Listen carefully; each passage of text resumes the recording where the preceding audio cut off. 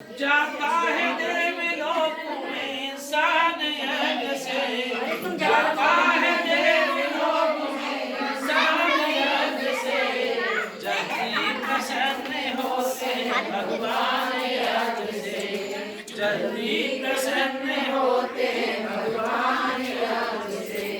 होता है सारे विश्व का कल्याण यज्ञ से, जल्दी प्रसन्न होते हैं भगवान यज्ञ से।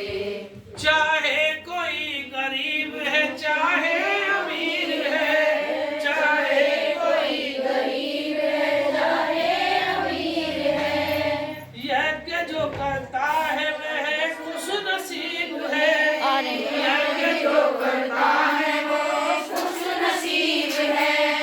मिलता है राज कीर्ति यश देव यज्ञ से, मिलता है राज कीर्ति यश देव यज्ञ से, जल्दी प्रसन्न होते हैं भगवान यज्ञ से, जल्दी प्रसन्न होते हैं भगवान यज्ञ से। होता है सारे विश्व का कल्याण यज्ञ से, होता है सारे विश्व का कल्याण यज्ञ से, जल्दी प्रसन्न होते हैं भगवान यज्ञ से, जल्दी प्रसन्न होते हैं भगवान यज्ञ से। होता है कन्यादान इसके ही सामने, होता है कन्यादान इसके ही सामने, पूजा है इसको कृष्ण ने भगवान राम ने, पूजा है इसको कृष्ण ने भगवान राम ने।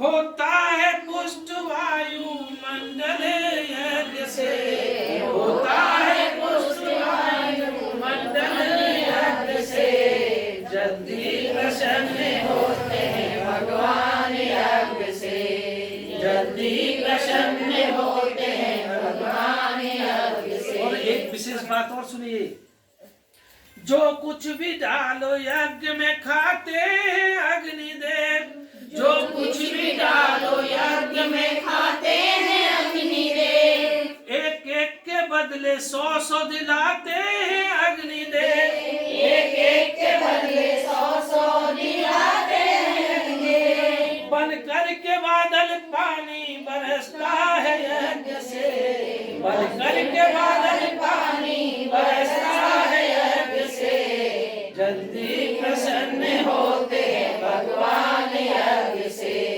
जल्दी प्रसन्न होते हैं भगवान यज्ञ से।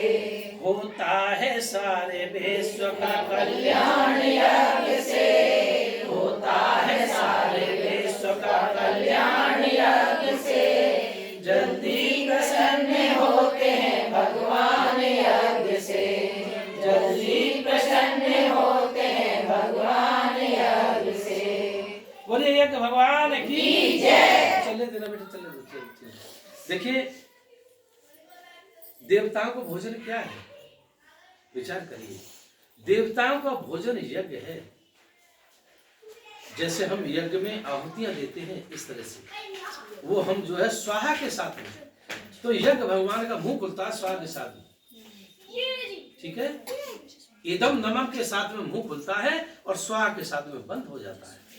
इदम नमम स्वाहा, तो इदम नमम के साथ में वो मुंह खुलता है और स्वाहा के साथ बंद हो जाता है। इस तरह से हम जो है भगवान को भोजन कराते हैं। जैसे हमें जब भूख लगती है, हमें अपने पेट की भूख को बुझाने के लिए अन्न की आवश्यकता होती है, ऐसे ही देवताओं को भी भूख लगती है, उनको भी अन्न की आवश्यकता है। तो यज्ञ हमें क्यों आवश्यक है? देवताओं को जब हम भोजन कराएंगे, हम समय समय पे यज्ञ करेंगे, अपने घरों में यज्ञ करेंगे, कहीं यज्ञ हो रहा होता है तो वहां आहुतियां देने के लिए जाएंगे, तो देवताओं को भोजन खिला दिया हमने। जब देवताओं को भोजन खिलाएंगे और देवताओं को पेट भरेगा तो क्या देंगे वो हमें, ये बताइए? आशीर्वाद देंगे। बगैर मांगे ही जो हमको चाहिए वो बगैर मांगे देते हैं, बगैर मांगे ही देंगे। क्यों? कि जैसे हम अपनी भूख बुझाने के लिए अन्न ग्रहण करके तृप्त हो जाते हैं, ऐसे ही देवता भी अपना भोग लेकर के तृप्त हो जाते हैं और आशीर्वाद तो देते ही हैं, साथ साथ वो आवश्यकताएं देते हैं, आवश्यक वस्तुएं देते हैं जिनकी हमें आवश्यकता है। वो सब जानते हैं इसको क्या चाहिए, वो सब जानते हैं कि हमको क्या चाहिए। इस चीज से आज वंचित हो गया है मानव, विकृतियां पैदा हो गई हैं, इसीलिए तो भटक रहा है। समय से बारिश नहीं होती, बारिश होती है तो जब बारिश की आवश्यकता नहीं है तब होती है। समय से फसल नहीं उगती है, जब फसल उग करके जब पक करके आती है तो वो सबसे गड़बड़ होती है, ओले पड़ते हैं, बारिश होती है और अनाज गल जाता है, भीग जाता है, नष्ट हो जाता है। ये देखिए प्रकृति रुष्ट है या नहीं है? क्यों है रुष्ट? क्योंकि मानव का पतन हो गया, मानव पतित हो गया, अपने रास्ते से भटक गया, इसीलिए देवता रुष्ट हो गए।